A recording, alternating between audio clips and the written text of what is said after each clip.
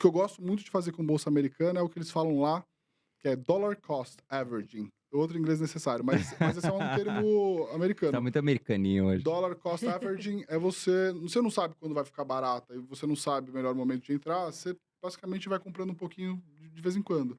E, e tem vários estudos, até peço para vocês olharem depois aí na internet, procura estudos de dollar cost averaging e playing God, né, que é, se você fosse Deus e você soubesse exatamente quais são os fundos da bolsa, ou seja, quando a bolsa vai cair, você fica Comprar na mínima.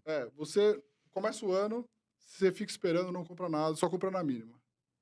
E a outra estratégia é assim, você compra todos os meses.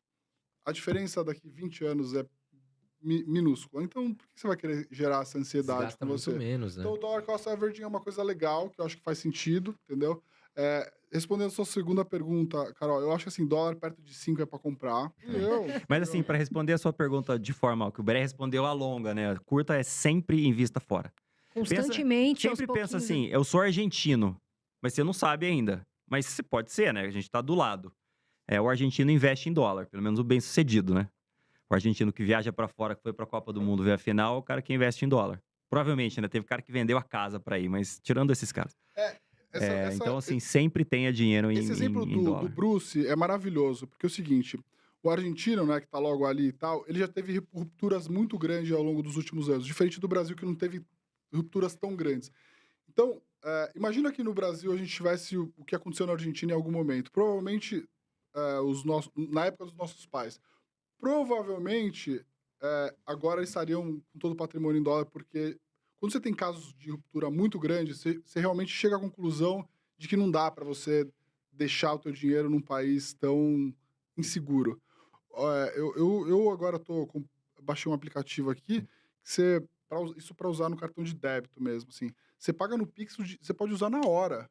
Não tem nem mais os 2 dias que você tem. Então tá muito mais fácil acumular dólar para gastar em viagem e investir dólar diretamente lá fora. E quem tá começando, não só começando, tem muita gente que pergunta assim: você investe direto lá fora ou BDR? Qual a visão de vocês? Vale a pena ou vocês não gostam de BDR? O que vocês acham? Acho que quem tá começando deveria comprar índice americano e esquece de Brasil. Porque lá é muito mais fácil, né? Aqui é muito mais desafiador você achar uma empresa muito boa. Lá tem o índice S&P, que tem 500 empresas, que a maior delas é a Apple, né? Mas tem Google, tem todas as que a gente conhece, e várias outras também, que é um índice, assim, muito melhor que o Bovespa. Se você puxar ele a longo prazo, ele é muito melhor que o Bovespa.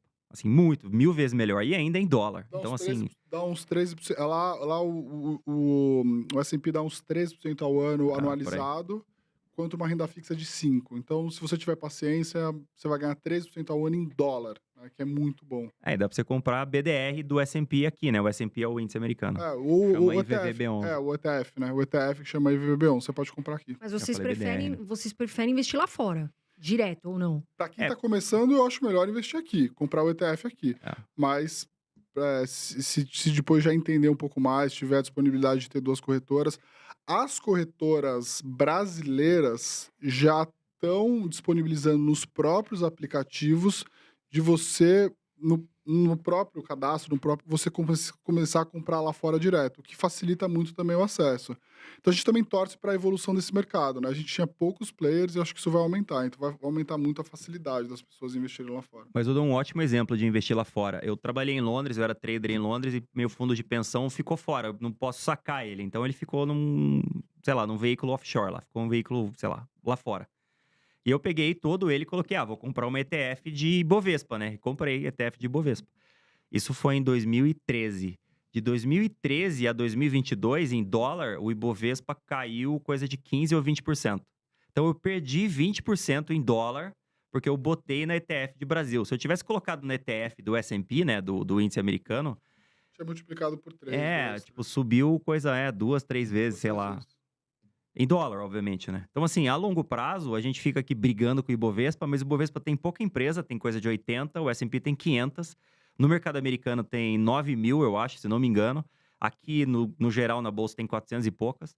As empresas lá são muito melhores, a economia lá funciona muito melhor, o juro lá é menor, Moeda em forte. dólar, E assim, não tem Lula, não tem, entendeu? Não tem político brasileiro, não tem Renan Calheiros, não tem, entendeu?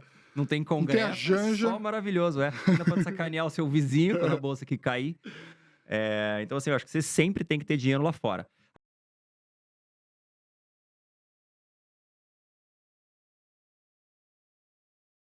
E outra coisa que eu acho interessante, o pessoal começar com ETF. É o meu viés que eu acho bem legal. Eu comecei assim. Então, eu pegava um ETF que tem uma ampla diversificação, como, por exemplo, o S&P 500, né? Começava com ele, e aí até eu começar a entender as ações e tal, eu ia me expondo em outros ativos devagar, né? Eu acho que a galera tem muita pressa, às vezes, não, quero comprar tudo, P&G, Colgate, Amazon, aí coloca a carteira 60 ativos. Aí Ela não sabe acompanhar, né? não tem como acompanhar, não tem como ver resultado dessas empresas, pelo menos uma vez por ano, você vai ficar doido.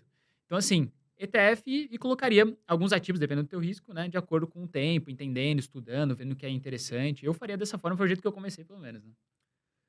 Perfeito. Acho que em relação às corretoras, assim, a gente tem algumas opções de corretoras. O investidor hoje está muito mal acostumado com esse negócio de taxa zero em tudo, né? Aqui no Brasil a gente viu essa realidade acontecendo, a gente viu nos Estados Unidos também, né? A Charles Schwab puxou esse movimento, que é uma das maiores corretoras lá, é a maior hoje, né? Eles zeraram a taxa, se não me engano, foi em 2019, e aí todas as corretoras quase vieram zerando taxa. Só que eu vejo que as pessoas ficam muito preocupadas com isso. Escolher uma corretora muito barata, e às vezes você vai economizar Verdade. 1%, 0,5%. Então, assim, eu não iria para custo. Antigamente, na Bolsa aqui do Brasil, era super caro operar. As corretoras cobravam 2% do valor da ordem, mais taxa fixa. Hoje tá tudo tão baixo que não vale a pena você ficar escolhendo uma corretora por causa de alguns reais a mais ou a menos ali na hora de você dar ordem. Então, acho que é isso. Procurar uma corretora que você se sinta seguro, que tenha um bom suporte. E é isso. Em relação a começar, eu também gosto da ideia de começar pelos ETFs, né? Para quem não conhece, o ETF ele é um fundo listado em bolsa, que tem uma taxa de administração praticamente zero, quase zero na maioria dos casos. E essa cota que você compra vai variar do ETF, mas custa ali entre 50 e $400 cada cota. Esse ETF ele vai replicar um determinado índice. Então, a gente não consegue investir diretamente em índices da bolsa. A gente compra o ETF replica uma carteira hipotética de um índice, como o S&P 500, que são as 500 maiores, e você simplesmente vai comprando ali todos os meses. Eu diria até que estruturando uma boa carteira de ETFs, você nem precisaria, se você não quiser, ir para a parte de alocação direta em ações. Eu acho que eu gosto, né? Existe essa guerra na internet entre alocação ativa, que é comprar as ações, ou comprar os ETFs de forma passiva. Eu, pessoalmente, gosto de ter os dois na carteira, porque eu acho que você fica com o melhor dos dois mundos. Mas eu diria também que para quem não quer ir para o stock picking, que seria uma coisa que demande talvez um pouco mais de energia, você pode tranquilamente ter uma carteira só de ETFs por longuíssimo prazo.